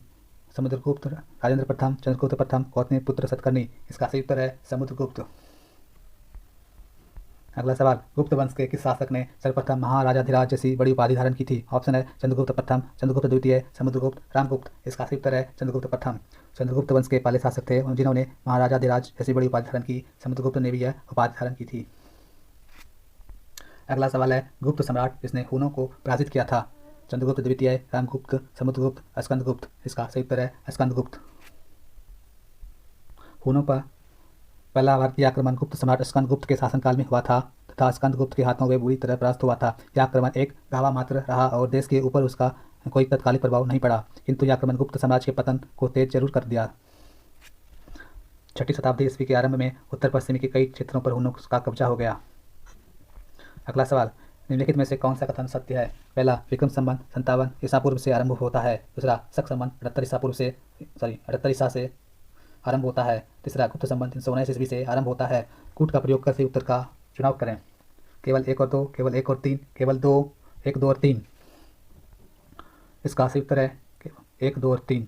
विक्रम संवत 57 ईसा पूर्व से प्रारंभ होता है। शक संवत 78 ईस्वी से प्रारंभ होता है। गुप्त संवत 319 ईस्वी से आरंभ होता है। अगला सवाल, निम्नलिखित में से किस शासक को सिक्कों पर बीना बजाते दिखाया गया है? ऑप्शन है चंद्रगुप्त द्वितीय, रामगुप्त, समुद्रगुप्त, स्कंदगुप्त। इसका सही उत्तर है समुद्रगुप्त। अगला सवाल, वैनसांग किसके शासनकाल में भारत आया था? ऑप्शन है हर्षवर्धन, चंद्रगुप्त प्रथम, चंद्रगुप्त द्वितीय, रामगुप्त। इसका सही उत्तर है हर्षवर्धन। वैनसांग एक चीनी यात्री था। वैनसांग का जन्म लगभग 602 ईस्वी में चीन के लुयांग स्थान पर हुआ था। वैनसांग हर्षवर्धन के शासनकाल में भारत आया था और लगभग 15 वर्षों तक भारत में रुका और 645 ईस्वी में चीन लौट गया। वह एक दार्शनिक, घुमक्कड़ और अनुवादक भी था। वैनसांग का चीनी यात्रियों में सर्वाधिक महत्व है। उन्हें प्रिंस ऑफ ट्रेवल्स कहा जाता है। अगला अध्याय है इमारतें, चित्र और किताबें। पहला सवाल, लगभग 1500 वर्ष पूर्व बनी दिल्ली के महरौली के लौह स्तंभ में निम्नलिखित में से किस शासक का जिक्र किया गया है? ऑप्शन है चंद्र, शिव, रुद्रदामन, कनिष्क। इसका सही उत्तर है चंद्र। दिल्ली कुतुब मीनार परिसर में स्थित महरौली के लौह स्तंभ का निर्माण 1500 साल पहले हुआ था। इसकी ऊंचाई 7.2 मीटर और वजन 3 टन से ज़्यादा है। इसमें चंद्र नाम के एक शासक का जिक्र किया गया है जो संभवतः गुप्त वंश के थे। अगला सवाल है, स्तूप का शाब्दिक अर्थ होता है? ऑप्शन है दार्शनिक स्थल, मकबरा, टीला, बौद्ध की रहने की जगह। इसका सही उत्तर है टीला। स्तूप का शाब्दिक अर्थ टीला होता है। हालांकि स्तूप विभिन्न आकार के थे, कभी गोल, कभी लंबे तो कभी बड़े या छोटे होते थे। प्रायः सभी स्तूपों के भीतर एक छोटा सा डब्बा रखा रहता था। इन डब्बा में बुद्ध या उनके अनुयायियों के शरीर के अवशेष जैसे दांत, हड्डी या राख या उनके द्वारा प्रयुक्त कोई चीज या कोई कीमती पत्थर अथवा सिक्के रखे रहते थे। तीसरा प्रश्न, प्रायः स्तूपों के चारों ओर परिक्रमा करने के लिए एक वृत्ताकार पथ होता था जो कहलाता था? ऑप्शन वृत्त पद, प्रदक्षिणा, बौद्ध छनिना, उपरोक्त में से कोई नहीं। इसका सही उत्तर है प्रदक्षिणा। प्रायः स्तूपों के चारों ओर परिक्रमा करने के लिए एक वृत्ताकार पथ बना होता था जिसे प्रदक्षिणा पथ कहते हैं। इस रास्ते को रेलिंग से घेर दिया जाता था जिसे वेदिका कहते हैं। वेदिका में प्रवेश द्वार बने होते थे। अगला सवाल, पूर्व मध्यकालीन आरंभिक हिंदू मंदिरों के संदर्भ में निम्नलिखित कथनों पर विचार कीजिए। पहला, मंदिरों में गर्भगृह होते थे जहां मुख्य देवी या देवताओं की मूर्ति को रखा जाता था। दूसरा, गर्भगृह के ऊपर काफी ऊंचाई तक निर्माण किया जाता था जिसे शिखर कहते थे। तीसरा, अधिकतर मंदिरों में मंडप होते थे जहां लोग इकट्ठा होते थे। चौथा, उपर्युक्त कथनों में से कौन सा कथन सही है? केवल एक, केवल दो, केवल एक और तीन, एक, दो और तीन। इसका सही उत्तर है एक, दो और तीन। मंदिरों में गर्भगृह होते थे जहां मुख्य देवी या देवताओं की मूर्ति को रखा जाता था। गर्भगृह के ऊपर काफी ऊंचाई तक निर्माण किया जाता था जिसे शिखर कहते थे। अधिकतर मंदिरों में मंडप होते थे जहां लोग इकट्ठा होते थे। मंदिरों का सबसे महत्वपूर्ण भाग गर्भगृह होता था जहां मुख्य देवी देवताओं को रखा जाता था। इस स्थानों पर पुरोहित धार्मिक अनुष्ठान करते थे और भक्त पूजा करते थे। मंदिरों में उसके ऊपर काफी ऊंचाई तक निर्माण किया जाता था जिसे शिखर कहते थे। अधिकतर मंदिरों में मंडप नाम की जगह होती थी जहां लोग इकट्ठा होते थे। यह एक प्रकार का सभागार होता था। अगला सवाल, शिल्पादिकारम नामक महाकाव्य किस भाषा में लिखी गई थी? इसका सही उत्तर है ऑप्शन है तेलुगु, तमिल, संस्कृत, पाली। इसका सही उत्तर है तमिल। 1800 साल पहले एक प्रसिद्ध तमिल महाकाव्य शिल्पादिकारम की रचना इलांगो नामक कवि ने की थी। इसमें कोवलन नाम के एक व्यापारी की कहानी का वर्णन किया गया है। अगला सवाल, आर्यभट्टियम के लेखक आर्यभट्ट निम्नलिखित में से किससे संबंधित थे? ऑप्शन ज्योतिष, खगोल, गणित। विच्छेद कूट की सहायता से सही उत्तर का चयन कीजिए। पहला, केवल एक, केवल दो, एक, दो और तीन, कोई नहीं। इसका सही उत्तर है सी, 1, 2 और 3, ज्योतिष, खगोल और गणित। गणितज्ञ एवं खगोल शास्त्री आर्यभट्ट ने संस्कृत में आर्यभट्टियम नामक पुस्तक लिखी। ये एक महान ज्योतिषविद भी थे। उन्होंने अपनी पुस्तक में लिखा कि दिन और रात पृथ्वी के अपने घुरी पर चक्कर काटने की वजह से होता है। उन्होंने ग्रहण के बारे में वैज्ञानिक तर्क दिया। उन्होंने वृत्त की परिधि को मापने की विधि ढूंढ निकाली जो लगभग उतनी ही सही है जितना आज प्रयुक्त होने वाली विधि। निम्नलिखित में से कौन सा विधान गलत है? काव्य और रचनाकार, आर्यभट्टियम आर्यभट्ट, मणिमेखलई इलोंगा, मेघदूत कालिदास, शिल्पादिकारम इलोंगा। इसका उत्तर होगा बी, मणिमेखलई इलोंगा। मणिमेखलई भी एक तमिल महाकाव्य है। इसकी रचना सतनार द्वारा की गई है। इसमें कोवलन तथा माधवी की बेटी की कहानी है। महाकाव्य शिल्पादिकारम की रचना इलोंगा नामक कवि ने किया था। इसमें कोवलन नाम के व्यापारी की कहानी है जो फुहार में रहता है। कोवलन अपनी पत्नी कनगी की उपेक्षा कर एक नर्तकी माधवी से प्रेम करने लगता है। वे अपनी पत्नी और फुहार छोड़कर मदुरै चला जाता है जहां चोरी के आरोप में कोवलन को मृत्युदंड मिलता है। उसकी पहली पत्नी कनगी जो उसे अभी भी प्यार करता है, उसने रोष में आकर मदुरै शहर का विनाश कर दिया। अगला सवाल, सांची का महान स्तूप कहाँ स्थित है? ऑप्शन है बिहार, उत्तर प्रदेश, मध्य प्रदेश, उड़ीसा। इसका सही उत्तर है मध्य प्रदेश। सांची भारत के मध्य प्रदेश इलाके रायसेन जिले में सांची नगर के पास एक पहाड़ी पर स्थित एक छोटा सा गांव है। यहाँ एक बौद्ध स्मारक है जो 3री शताब्दी की है। सांची का महान स्तूप भारत की सबसे पुरानी पत्थर की संरचनाओं में से एक है और भारतीय वास्तुकला का एक महत्वपूर्ण स्मारक है। अगला सवाल, स्तूप के प्रवेश द्वार क्या कहलाते थे? ऑप्शन है मंडप, शिखर, गोपुरम, तोरण। इसका सही उत्तर है तोरण। पूर्व वंश की राजधानी कहाँ थी? प्रयाग, हस्तिनापुर, उज्जैन। इनमें से कोई नहीं। इसका सही उत्तर है हस्तिनापुर। कागज का आविष्कार चीन के निम्न व्यक्ति ने किया था? ऑप्शन है फाइयान, मुचेन, काइलून, लियू जियांगो। इसका सही उत्तर है काइलून। कागज का आविष्कार करीब 1900 साल पहले काइलून नाम के व्यक्ति ने चीन में किया था। उसने पौधों के रेशों, कपड़ों, रस्सियों और पेड़ की लुगदी से कागज बनाया था। आज भी हाथ से कागज बनाने की इस विधि को अपनाया जाता है।